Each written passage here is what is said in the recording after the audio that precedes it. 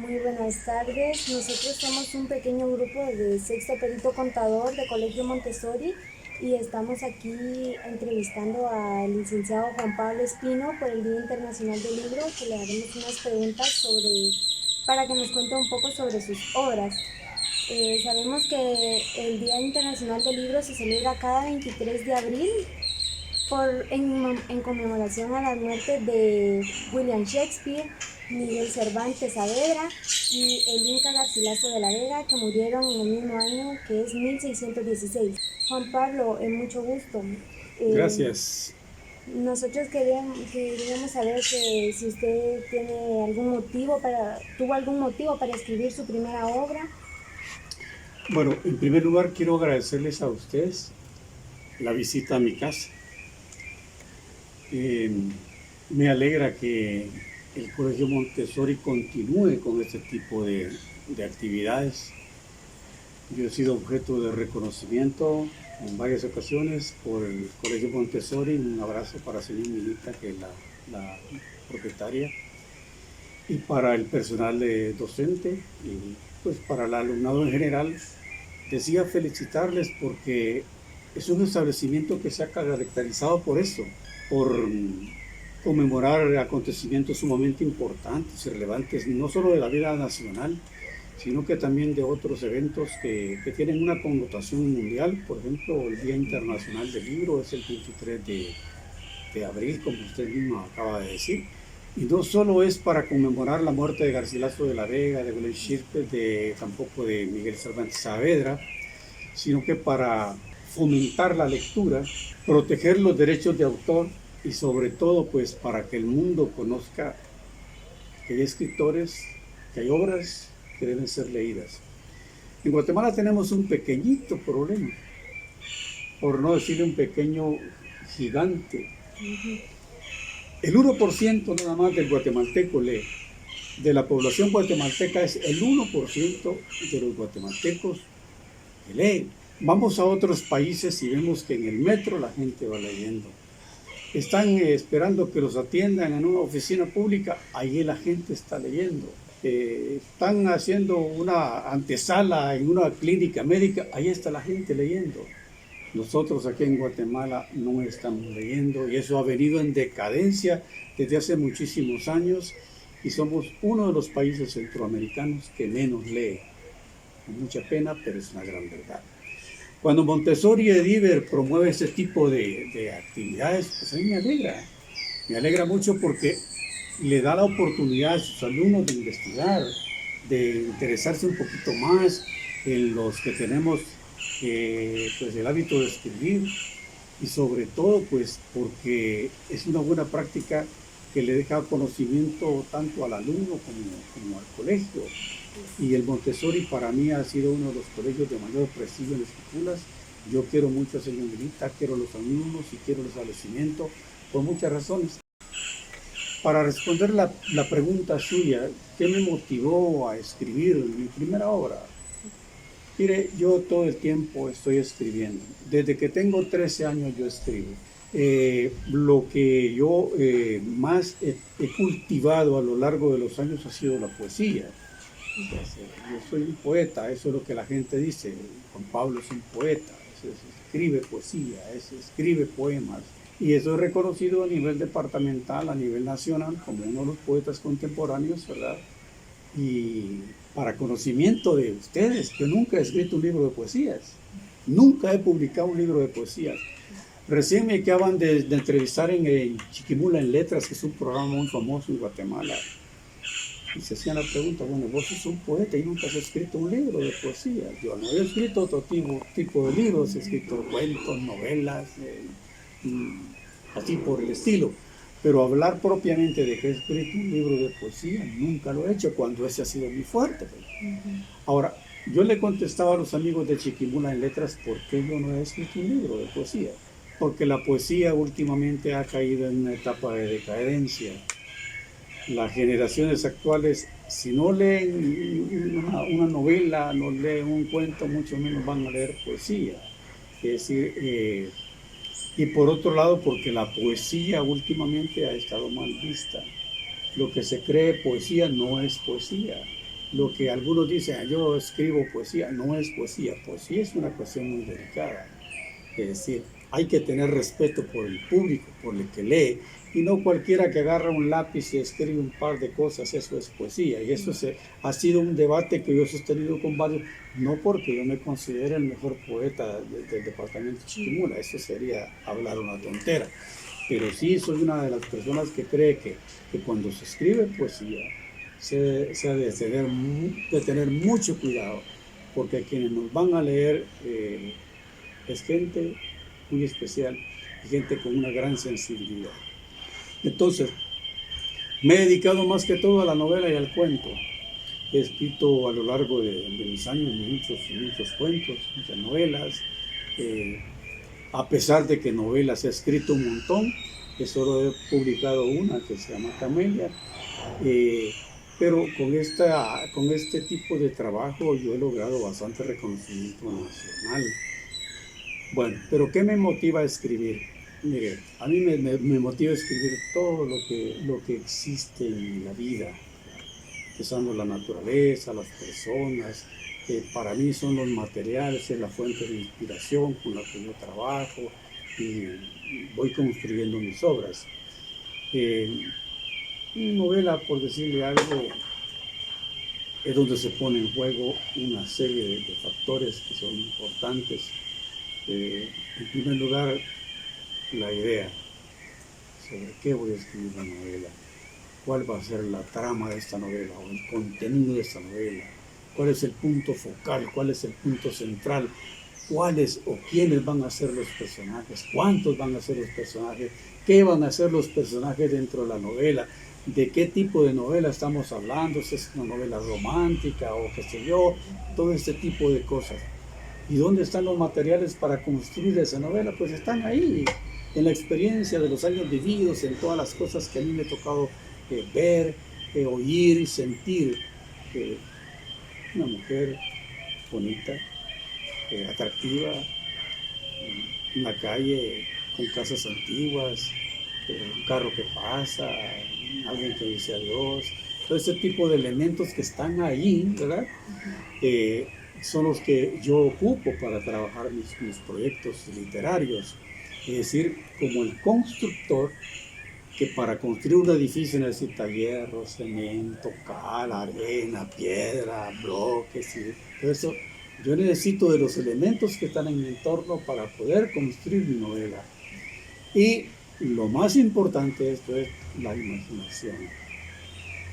Alguien podrá tener deseo de escribir una novela, una obra literaria, pero si no tiene imaginación, está perdido. La imaginación es lo que hace que el lector, en este caso los que leen la obra, pues se compenetren de ella, sientan, la vivan y se vuelvan parte de los personajes que interactúan dentro de la novela.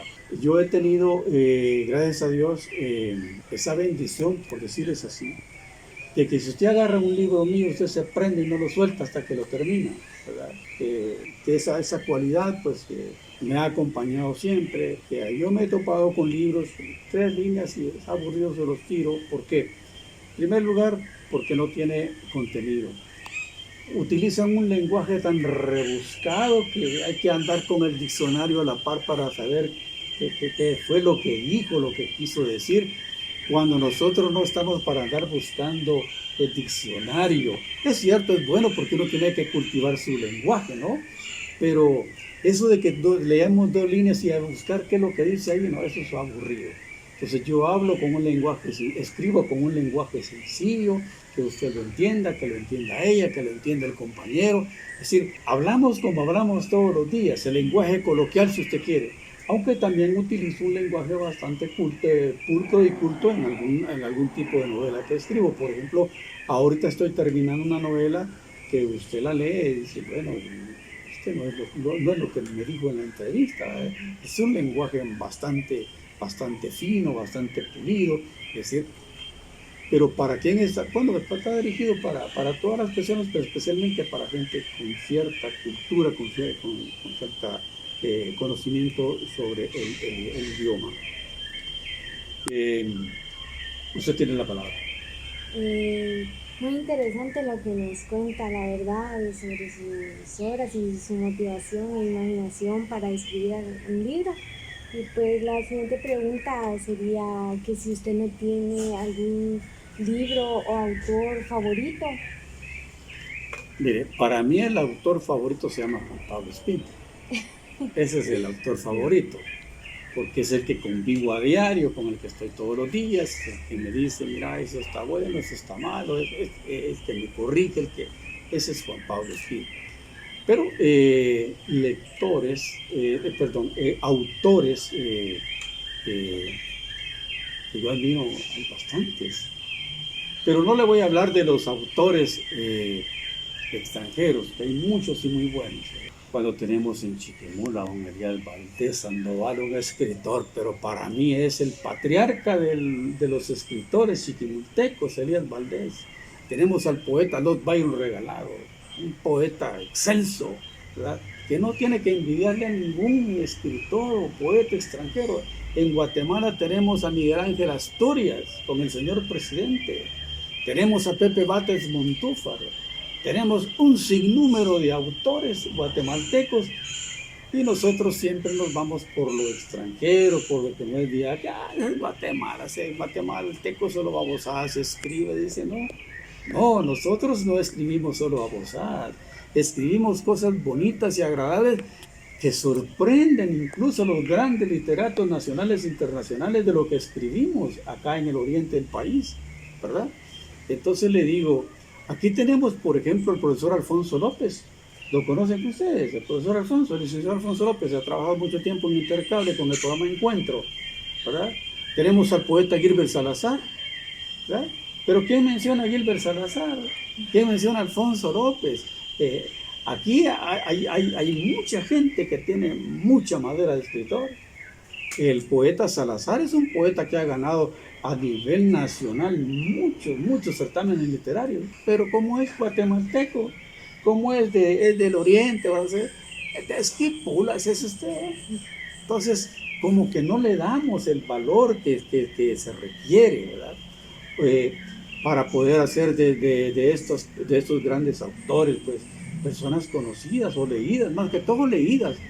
Pero le digo, es el problema, que nunca estamos valorando lo nuestro, siempre estamos buscando afuera, que nos traigan cultura de otro lado, cuando Guatemala es un país rico culturalmente. Sí, es cierto.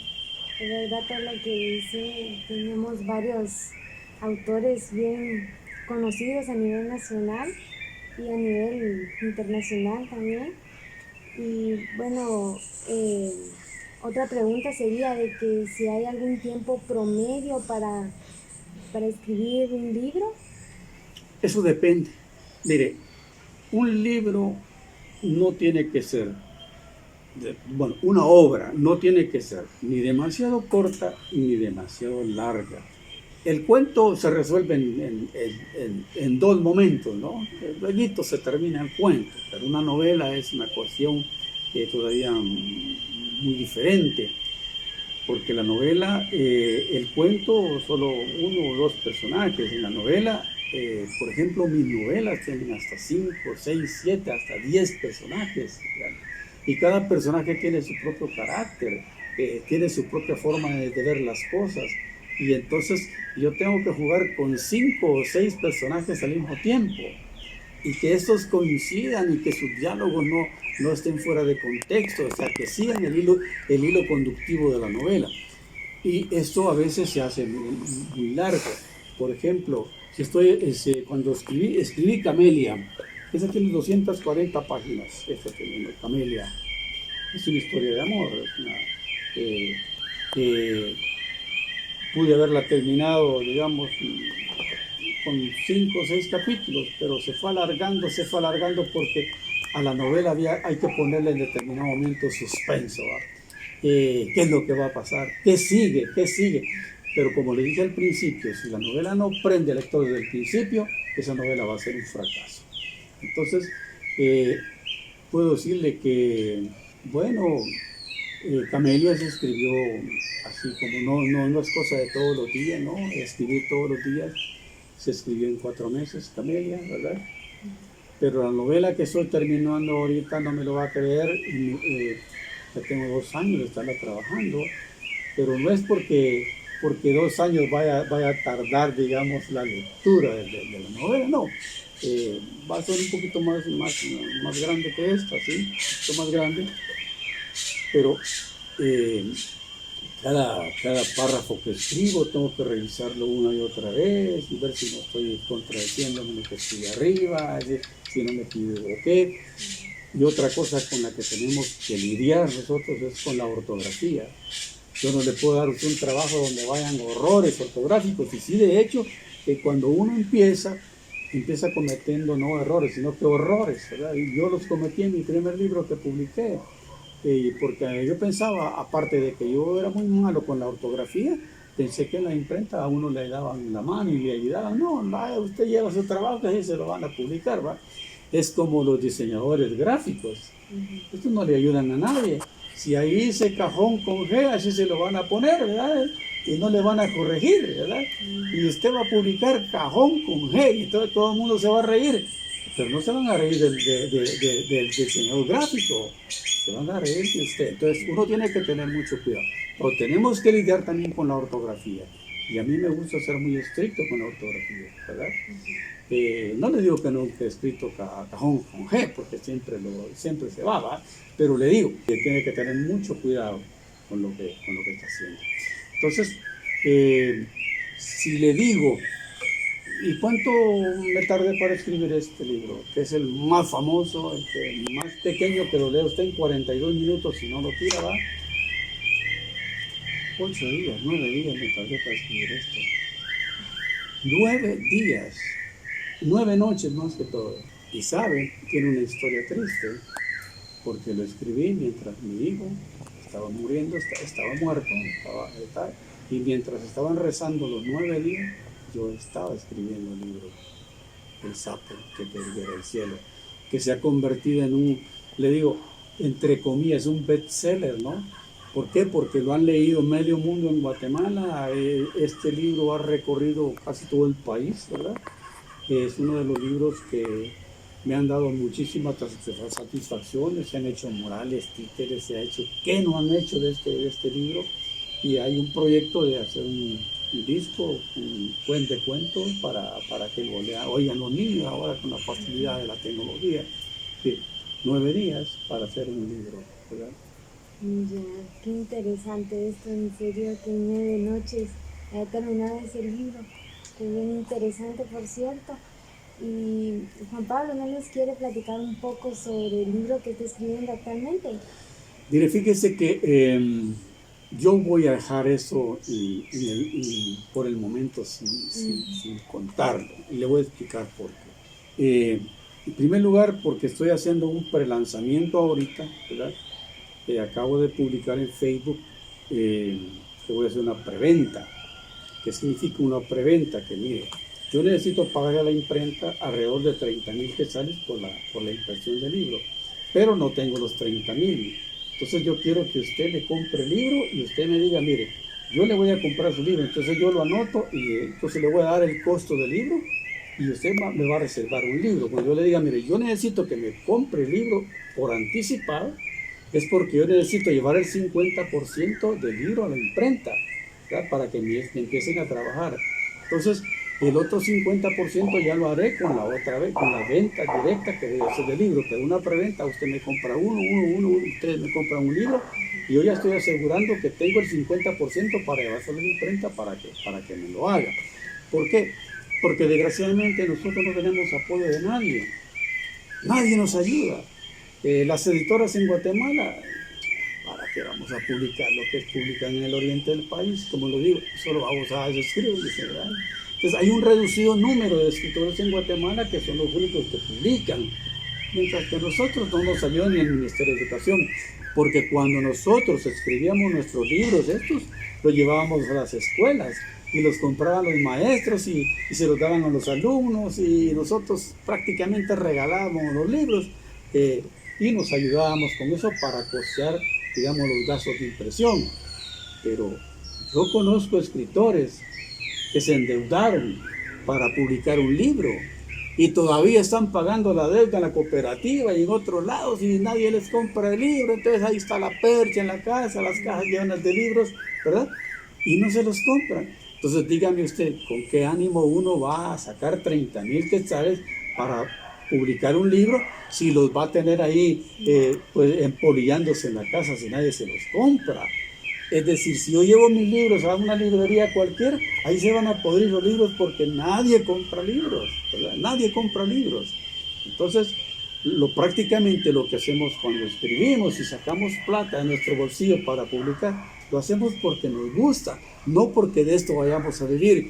Miguel Cervantes Saavedra, el autor del Quijote de la Mancha, decía, escribir para comer es no comer ni escribir. ¿Por qué? Porque él sabía que a la gente no le gustaba leer. Y aquellos que dicen, bueno, yo voy a dedicarme a escritor, bueno, yo le deseo muchísima suerte, pero tiene que tener atrás una editora que lo promueva nacional e internacionalmente, que hagan promociones, que den entrevistas en la televisión, que den aquí, que den allá, como hacen ahora que todo es marketing, ¿verdad? Aunque la novela o el trabajo no sirva, pero lo están haciendo una gran promoción internacional y le dan viajes y van de aquí para allá y el tipo hace autógrafos de los libros. Nosotros no contamos con eso. Entonces sacamos nuestro pistillo que nos hemos ido ajustando ahí poquito a poco, pagamos la imprenta y nos quedamos con el montón de libros y los terminamos regalando porque nadie los compra. Ya. Bueno, está bien, Juan Pablo.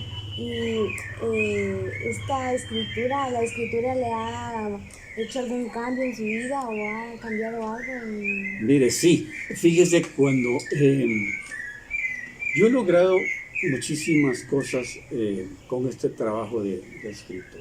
En primer lugar, he acrecentado mi acervo cultural. He leído tanto, pero tanto como usted no tiene idea. En mi casa hay libros por todos lados, pero hay cantidad de libros por todos lados. Siempre estoy comprando libros, siempre estoy adquiriendo un libro nuevo. ¿Por qué? Porque yo creo un hábito de la lectura. Desde los 13 años yo estoy leyendo. En aquellos años cuando conseguir un libro era cosa seria, que uno tenía que prestar el libro. Mira, préstame el libro. Entonces yo hacía un esfuerzo.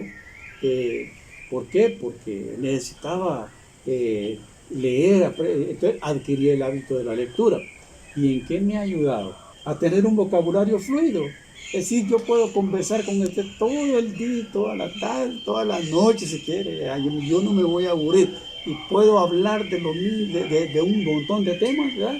Al mismo tiempo, pero se debe porque tengo un vocabulario bastante extenso producto de la lectura. Esos son los beneficios de leer. Usted adquiere fluidez cuando habla, tiene conocimiento de los temas, los maneja.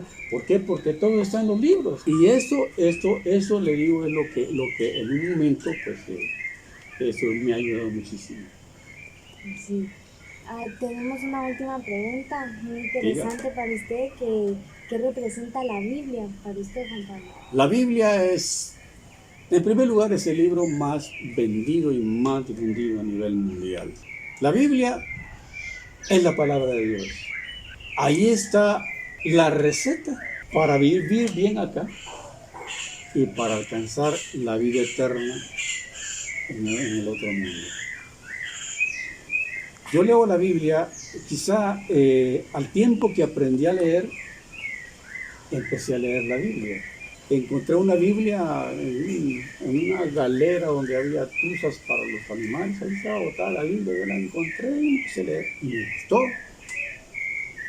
Y he leído la Biblia quizá, bueno, yo he leído 2 libros en muchísimas ocasiones. Completos, lectura completa del señor presidente lo he hecho en 7 veces. Y de la Biblia la vengo leyendo desde que tuve conocimiento de qué era leer, ¿verdad? Entonces, yo digo que el conocimiento de la Biblia es lo más hermoso, ¿verdad?, que hay. Y para mí es el libro más importante, y cuando Gutenberg imprime la primera Biblia y que la dan a conocer al mundo, fue un gran logro, porque el mundo conoce la palabra de Dios, el mensaje de Jesucristo.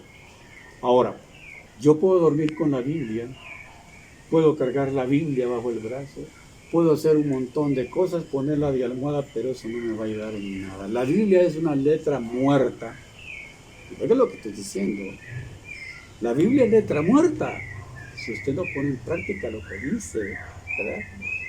¿De qué me sirve a mí decir todo lo puedo en Cristo que me fortalece si no tengo trabajo, no tengo esto? Y bueno, y no es que la Biblia dice, sí, porque yo no lo vivo, porque la Biblia es cuestión de fe, es de practicar la fe y de creer que lo que ahí dice que se puede lograr. Entonces, yo creo que